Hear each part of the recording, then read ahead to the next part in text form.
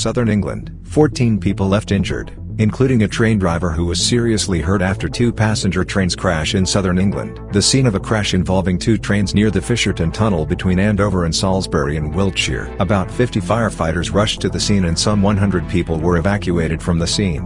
13 people were treated for minor injuries in hospital. Passengers and witnesses described hearing sounds like thunder and chaos when the crash happened. Martin Frobisher, Network Rail Safety and Engineering Director, said it was too early to speculate on what caused the crash. Authorities said most of the train lines serving Salisbury remain blocked Monday, and disruptions will continue for the rest of the week.